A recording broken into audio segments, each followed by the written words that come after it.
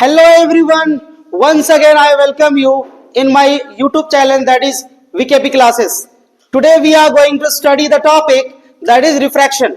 इसका एक लेक्चर पहले से कंप्लीट हो चुका है जिसमें हमने डिस्कस करा है रिफ्रैक्शन क्या होता है, लॉ ऑफ रिफ्रैक्शन क्या होता है and after that refractive index. आज के क्लास में डिस्कशन होगा कि what are the optical device for the phenomena that is refraction. क्या क्या ऑप्टिकल डिवाइस हम यूज करते हैं. तो सबसे पहले टॉपिक लिखते हैं हम आज के क्लास का that is optical device for refraction. जैसे आपने मिरर के बारे में पढ़ा था कि mirror is optical device for reflection.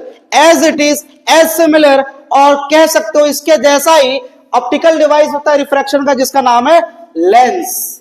The very important और most valuable points in the topic of refraction that is lens. अब लेंस के बारे में डिस्कस करेंगे.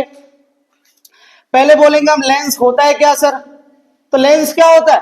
लेंस आपका एक ऐसा डिवाइस है, ऐसा ट्रांसपेरेंट ऑब्जेक्ट है जो लाइट को अलाउ करता है टू एंटर. और एंटर होने के बाद कल के क्लास में बताया गया था कि if any ray of light passes from rarer to denser there will be the tendency to bend the light.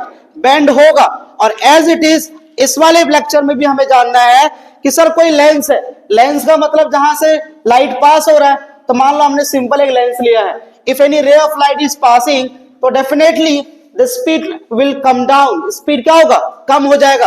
और जैसे स्पीड कम हुआ तो इसकी जो डायरेक्शन है वो क्या हो जाएगा, चेंज हो जाएगा. या फिर इसका जो बेंड हो जाएगा लाइट का. तो कहने का मतलब ये है कि ऑप्टिकल डिवाइस लेंस को कहते हैं.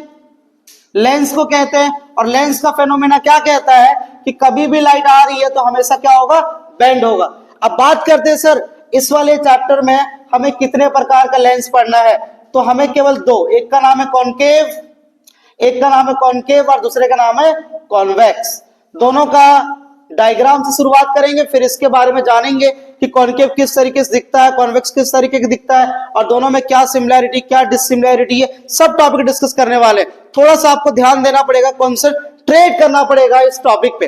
पहला कॉनकेव क्या होता है कि सर ऐसा लेंस जिसके मिडिल पार्ट में थीन होता है. थीन का मतलब पतला.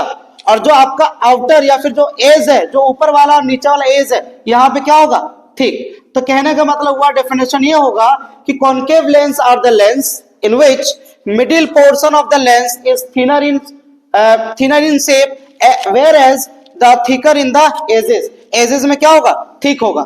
तो मिडिल में क्या होगा, थिनर और एज में क्या होगा, थिकर. ये आपका कॉनकेव की बात है. बात कर रहे थे कॉन्वेक्स की. तो कॉन्वेक्स कैसा होता है सर, जो मिडिल पार्ट है उसमें आपका थिकर होगा, थिकर. और जो लास्ट या एज जिसको कहते हैं, एज वाले पार्ट में यहां पे क्या होगा, थिनर होगा सर. तो इसी को हम टॉपिक को कहते हैं कॉन्वेक्स एंड कॉनकेव. तो पहले कॉनकेव और कॉन्वेक्स की आदि सिमिलैरिटी आपको क्लियर समझ में आ गया है कि दोनों में क्या डिफरेंस है. तो अगले टॉपिक में बात करेंगे कि what are the possibility for the terms related to principal axis, focal length, focus and optical centre. ये सारे टर्म्स के बारे में बात करेंगे और फिर हम शुरुआत करेंगे रे डायग्राम. तो पहले इन दोनों टॉपिक्स को बिल्कुल अच्छे समझना है कि सर यदि बीच में पार्ट आपका थिनर है तो उसको हम नाम देते हैं कॉनकेव, और बीच का पार्ट यदि थोड़ा सा थिकर है तो उसका नाम होता है कॉन्वेक्स. और ये दोनों यदि लेंस आपको समझ में आएगा तब जाके आगे रे डायग्राम भी समझना आपके लिए थोड़ा पॉसिबल होगा. Okay classes, be ready with me for the next topic that is some related topic और सब रिलेटेड टर्म्स. ओके, अगले टॉपिक में बात करेंगे जिस टॉपिक का नाम है some related terms of lens. अभी तक के क्लास में जितना मैं चीजों को कराते जा रहा हूं धीरे धीरे वो सारे ही टॉपिक आपके सिलेबस के बहुत इंपॉर्टेंट टर्म में आते हैं. मेरा मानना यह है कि जो जो टर्म्स आपके बार बार रिपीट हो रहे हैं, जैसे आप कह सकते हो सब प्लेन मिरर के बारे में आप बार बार कह रहे थे, वेरी वेरी इंपॉर्टेंट है. कल वाले क्लास में मैं कह रहा था कि रिफ्रैक्टिव इंडेक्स का क्वेश्चन बड़ा इंपॉर्टेंट होता है, एब्सोल्यूट बहुत इंपॉर्टेंट होता है. इन सब चीजों को आपको ध्यान देते हुए चलना है. बच्चे इसको लाइटली लेते हैं, बाद में जब एग्जाम में आता है तब उनको लगता है कि हमें थोड़ा पढ़ लेना चाहिए था.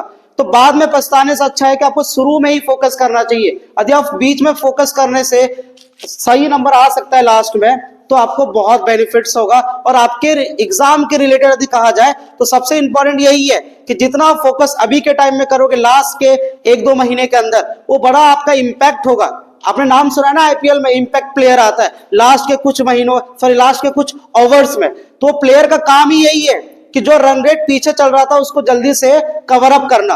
तो लास्ट का आपका जो 2 मंथ है वो आपका कवर अप टाइम है, उसको हम कहते हैं इंपैक्ट टाइम है आपका, और वही इंपैक्ट टाइम को आपको यूटिलाइज करना है। और यदि वो सही होगा तो फिर आपका नंबर गारंटी के साथ मैं कह सकता हूं कि आपका परसेंटेज जो यहां आना था वो धीरे धीरे अपग्रेड होगा और आपको ये फील भी होगा। तो सभी चीजों को अच्छे से कवर अप करते हुए चलना और कोशिश करना कि जब भी आप पढ़ते हो तो हमेशा कंसंट्रेशन, चाहे आप 1 घंटे ही पढ़ो लेकिन कंसंट्रेशन आपकी बहुत अच्छी होनी चाहिए, और कंसंट्रेशन अच्छी होगी तब जाके आपका मन भी लगेगा पढ़ाई में और उस सब्जेक्ट के प्रति। चलिए इस टर्म को शुरू करते हैं, इस टर्म को शुरू करते हैं।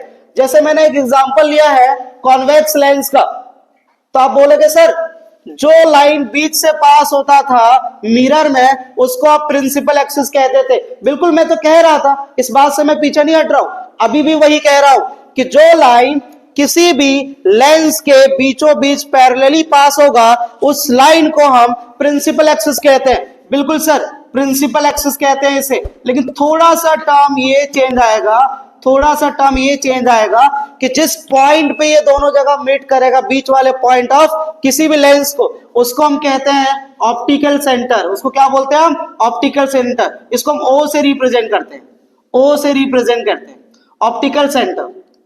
ऑप्टिकल सेंटर का मतलब है कि इधर वाले पार्ट का भी सेंटर यही है और इधर वाले पार्ट का भी सेंटर एक ही है, मतलब दोनों का सेंटर कॉमन पॉइंट पे है। ओके, आफ्टर दैट क्या जानना है कि सर दोनों साइड से फोकस होगा। यदि मान लो इस सरफेस की बात किया जाए तो इसका फोकस लेफ्ट हैंड साइड, और यदि इस सरफेस के ऊपर बात किया जाए तो इसका फोकस राइट हैंड साइड। इसमें 2 फोकस और 2 आपका फोकस का डबल जो होता है सेंटर ऑफ कर्वेचर। इसमें सेंटर ऑफ कर्वेचर तो नहीं बोलते, थोड़ा ध्यान देना, लेकिन इसको कहते हैं हम F1 और इसका डबल को हम मिरर में कहते थे सेंटर ऑफ कर्वेचर। इसमें हम कहते हैं 2 टाइम्स ऑफ F1, F1 का डबल, इसी डिस्टेंस का double point. Similar as it is इधर भी होगा F2 और इसका डबल क्या होगा? 2 टाइम्स ऑफ F2। और बाकी बस सारा रूल सेम ही लगेगा कि sir if any line is passing parallel to the principal axis it will bend to the focus, ऐसे सारी चीजें सेम ही होगा। बस टर्म क्या अंतर है सर? वहां सेंटर ऑफ कर्वेचर हम डिस्कस कर रहे थे बार बार, इसमें क्या डिस्कस करना है हमें? फोकस के ऊपर, 2 टाइम्स ऑफ फोकस के ऊपर। इसमें भी एज इट इज। इसमें 2 फोकल क्यों होता है, ये इंपॉर्टेंट क्वेश्चन है। The main important question in this diagram is why we have 2 focus in this ray diagram. क्यों होता है इसका रीजन तो आपको जानना है कि सर इसमें रिफ्लेक्टिंग सरफेस नहीं, रिफ्रैक्टिंग सरफेस 2 है, एक इधर से है और एक इधर से, तो दोनों का अपना अपना फोकस है। इस साइड वाले के लिए फोकस लेफ्ट साइड, इसका फोकस राइट साइड, इसीलिए इसका 2 फोकस और 2 F1 और 2 F2 का पॉइंट दिया रहता है। Is that clear? यदि ये चीजें समझ में आ गया आपको तो फिर हम डिस्कस करेंगे इसके रे डायग्राम। और रे डायग्राम समझने से पहले एक चीज आपको कंसंट्रेट करना है या मेरी बातों को सुनना है तरीके से कि सर जो जो आपके रूल थे कॉनकेव मिरर का वो सारा ही rule as it is copy करेंगे हम कॉन्वेक्स लेंस में। मैं क्या कह रहा हूं सुन पा रहे हो? मैं क्या कह रहा हूं सुन पा रहे हो? हाँ जी, जो कॉनकेव मिरर में आपका प्रॉपर्टीज था, व्हाट आर द केसेस, वो सारा कॉपी होगा कॉन्वेक्स लेंस में। और जो आपका कॉन्वेक्स मिरर में प्रॉपर्टीज था वो किस में कॉपी होगा?